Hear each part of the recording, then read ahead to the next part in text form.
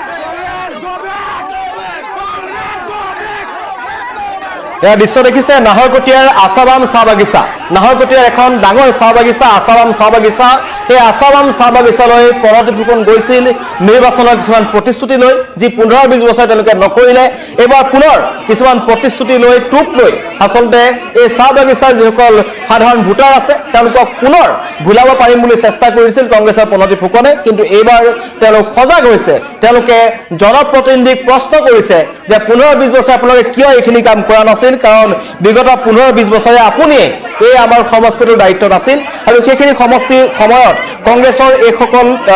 চাহ বাগিচাৰ এইসকল যিসকল লোকক দেখা পোৱা গৈছে তেওঁলোকৰ বিভিন্ন সমস্যাৰ তেওঁলোক জৰ্জৰিত, খোৱা পানীৰ সমস্যাৰ লগত তেওঁলোক জৰ্জৰিত, তেওঁলোকৰ নিজৰ মাটি পট্টা নাছিল, তেওঁলোকৰ মজুৰি বৃদ্ধিৰ ক্ষেত্ৰত কংগ্ৰেছে কোনো ধৰণৰ ব্যৱস্থা গ্ৰহণ নকৰিলে। কিন্তু এইখন চৰকাৰে তেওঁলোকক মাটিৰ পট্টা দিয়াৰ পৰা আৰম্ভ কৰি বিভিন্ন ধৰণৰ আঁচনিক তেওঁলোকক সামৰি লৈছে, ৰাস্তা পথৰ উন্নয়ন হৈছে আৰু তাকে লৈ তেওঁলোক সন্তুষ্ট। কিন্তু তাৰ মাজতেই প্ৰচাৰ চলাবলৈ যোৱা কংগ্ৰেছৰ এগৰাকী জ্যেষ্ঠ নেত্ৰী প্ৰণতি ফুকন এইবাৰ তেওঁৰ পাল পৰিছে, তেওঁক জবাবদিহি কৰিছে। ইয়াৰ আগতেও ৰাজ্যৰ কেইবাটাও সমষ্টিত আমি দেখিছোঁ যে কংগ্ৰেছ প্ৰাৰ্থীসকলক তেওঁলোকে জবাবদিহি কৰিছিল। আমি দেখিছিলোঁ যে লাহৰীঘাট সমষ্টিত আসিফ নজৰক মানুহে নিৰ্বাচনী প্ৰচাৰৰ ফালৰ পৰা তেওঁক যেতিয়া মনোনয়ন পত্ৰ দাখিল কৰি আহিছিল তেতিয়া তেখেতক পহুখেদা দিছিল, মানুহে তেওঁলোকক প্ৰত্যাখ্যান কৰিছে বুলি ক'ব পাৰি। এক প্ৰকাৰ স্থানীয় ৰাইজে খুব উজাৰিছিল যে 15-20 বছৰ তেওঁলোকৰ পৰিয়ালবাদ চলি থকাৰ পাছতো সেই অঞ্চলসমূহত তেওঁলোকে কোনো ধৰণৰ উন্নয়নৰ বাবে কাম নকৰিলে, কেৱল সেই সমষ্টিৰ যি বিধায়কৰ চকীখন আছে সেইখন খামুচি ধৰি থাকিল। এইবাৰ পুনৰ তেওঁলোকে সেই সমষ্টিৰ হকে কাম কৰিবলৈ আহিছে, কিন্তু তেওঁলোকে কিমান মিছা প্ৰতিশ্ৰুতি দিব তাক লৈ আছাৰাম চাহ বাগিচাত নিৰ্বাচনী প্ৰচাৰ চলাবলৈ গৈ চাহ শ্ৰমিকৰ জবাবদিহি হ'ব লগা হ'ল এগৰাকী প্ৰাৰ্থী। আৰু তেওঁ ডাইৰেক্ট প্ৰশ্ন কৰিছে যে 15-20 বছৰ নাহৰকটীয়া সমষ্টিৰ কাৰণে আপুনি কি কৰিলে সেইটো দেখুৱাই দিয়ক। পৰিস্থিতি এনে পৰ্যায় পাইগৈ যে কংগ্ৰেছ কৰ্মী আৰু স্থানীয় ৰাইজৰ মাজত হতাহতি হয়, উত্তপ্ত পৰিস্থিতিৰ সৃষ্টি হৈছে, গালি গালাজ কৰিছে আৰু উত্তেজিত জনতাই প্ৰণতি ফুকন গো বেক, কংগ্ৰেছ চৰকাৰ কাম নাই এইবোৰ ধ্বনি তেওঁলোকে দিছে। আৰু অৱশেষত সেই অঞ্চলৰ পৰা আছাৰাম চাহ বাগিচাৰ পৰা উভতি আহিবলৈ বাধ্য হ'ল প্ৰণতি ফুকন। তেওঁ তাত নিৰ্বাচনী প্ৰচাৰ চলাব নোৱাৰিলে, কাৰণ তাৰ ৰাইজে তেখেতক প্ৰচাৰ চলাবলৈ নিদিলে। এয়া হৈছে বৰ্তমান অসমত কংগ্ৰেছৰ দুৰৱস্থা। কংগ্ৰেছে যিটো সমষ্টিলৈকে গৈছে তেওঁলোকৰ প্ৰাৰ্থীক কিন্তু স্থানীয় ৰাইজে প্ৰত্যাখ্যান কৰিছে। আটাইবোৰ সমষ্টিত বুলি ক'ব লাগিব, সকলোতে দীৰ্ঘদিনৰ পৰা তেওঁলোকৰ যিসকল বিধায়ক আছিল তেওঁলোকে কোনো ধৰণৰ কাম নকৰাৰ অভিযোগ উত্থাপন হৈছে, সাধাৰণ ৰাইজৰ কথা নুশুনাৰ অভিযোগ উত্থাপন হৈছে। তেনে পৰিস্থিতিত এইবাৰ কংগ্ৰেছে কেনেকৈ নিৰ্বাচনী বৈতৰণি পাৰ হয় সেয়া কিন্তু অত্যন্ত লক্ষণীয় হ'ব। নাহৰকটীয়া সমষ্টি এটা অত্যন্ত গুৰুত্বপূৰ্ণ সমষ্টি উজনি অসমৰ, আৰু সেই সমষ্টিটো কংগ্ৰেছে পুনৰ উদ্ধাৰৰ কাৰণে একালৰ মন্ত্ৰী যি 1996 চনৰ পৰা 4বাৰ নাহৰকটীয়া সমষ্টিৰ বিধায়ক হৈ আছিল সেইগৰাকী প্ৰাৰ্থীক প্ৰক্ষেপ কৰিছিল। কিন্তু সেইগৰাকী প্ৰাৰ্থীৰ এই দুৰৱস্থা যে নিজৰ সমষ্টিৰ এখন অত্যন্ত গুৰুত্বপূৰ্ণ চাহ বাগিচা আছাৰাম চাহ বাগিচাত নিৰ্বাচনী প্ৰচাৰ চলাবলৈ গৈ ৰাইজৰ জবাবদিহি হ'ল, ৰাইজৰ ৰোষৰ বলি হ'ব লগা হ'ল। আৰু তেওঁৰ চকুৰ সন্মুখতেই প্ৰণতি ফুকন গো বেক, কংগ্ৰেছ চৰকাৰ হাই হাই, কংগ্ৰেছ চৰকাৰৰ কাম নাই এইবোৰ ধ্বনি তেওঁলোকে শুনিব লগা হৈছে। এই মুহূৰ্তত জনাইছোঁ যিসকল আমাৰ লগত নতুনকৈ লাইভত জড়িত হৈছে, একালৰ কংগ্ৰেছৰ প্ৰতাপী মন্ত্ৰী প্ৰণতি ফুকনৰ দুৰৱস্থা এবাৰ তেওঁৰ পাল পৰিছে যে তেওঁৰ সমষ্টিতে তেওঁৰ বিৰুদ্ধে স্থানীয় ৰাইজে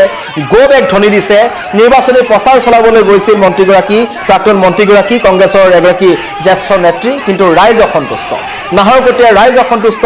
আছাৰাম চাহ বাগিচাৰ শ্ৰমিকসকল অসন্তুষ্ট। তেওঁলোকে প্ৰশ্ন কৰিছে 15-20 বছৰে আপুনি কি কৰি আছিলে? 20টা বছৰ নাহৰকটীয়া সমষ্টিৰ বিধায়ক হৈ আছিলে 1996 চনৰ পৰা 2011 চনলৈকে। এই 20 বছৰত প্ৰণতি ফুকনে চাহ বাগিচা ৰাইজৰ কাৰণে কি কৰিলে বুলি প্ৰশ্ন উত্থাপন কৰিছে। আৰু তাৰ পাছত প্ৰণতি ফুকনৰ ওচৰত কোনো ধৰণৰ উত্তৰ নাছিল। সেই অঞ্চলৰ পৰা আঁতৰি আহিব লগা হৈছে প্ৰণতি ফুকন, আৰু তেওঁ সেই তাতে এটা উত্তপ্ত পৰিস্থিতিৰ সৃষ্টি হয়। ৰাইজ আৰু কংগ্ৰেছ কৰ্মীসকলৰ মাজত খণ্ডযুদ্ধ, তেওঁলোকে মাৰপিটৰ পৰ্যায়লৈ নগ'লগৈ, কিন্তু উত্তপ্ত পৰিস্থিতিৰ সৃষ্টি হৈছিল। আছাৰাম চাহ বাগিচা এঘৰ মানুহৰ ঘৰত প্ৰণতি ফুকনে মিটিং কৰিবলৈ গৈছিল, আৰু মিটিং কৰিবলৈ যোৱাৰ সময়তেই তাত একাংশ ৰাইজ উপস্থিত হয়, জবাবদিহি কৰে যে নহ'ব, নিৰ্বাচনী প্ৰতিশ্ৰুতি দিলে নহ'ব, এইবাৰ প্ৰতিশ্ৰুতিত ভুল নাযায়। আছাৰাম চাহ বাগিচাৰ শ্ৰমিকসকল, নাহৰকটীয়াৰ শ্ৰমিক ভোটাৰসকল তেওঁলোকে এবাৰ ডিৰেক্ট ভোট দিব আৰু ইয়াৰ আগৰবাৰে যিদৰে তেওঁলোকে তৰংগ গগৈক জয়ী কৰাইছিল এইসকলে এবাৰ বিজেপিৰ সমৰ্থক বুলি কৈছে তেওঁলোকে কিন্তু প্ৰণজিৎ ফুকনক তেওঁলোকে ভোট নিদিয়ে কাৰণ 20 বছৰে প্ৰণজিৎ ফুকনে তেওঁলোকৰ কাৰণে একো কাম নকৰাৰ অভিযোগ উত্থাপন হৈছে আৰু পুনৰবাৰ আমাৰ দৰ্শকক শুনাব বিচাৰিছো যে প্ৰণজিৎ ফুকনক আসাম চাহ বাগিচাৰ শ্ৰমিকসকলে কেনেকৈ প্ৰশ্নৰে জবাবদিহি কৰিছে থকা সৰকা কৰিছে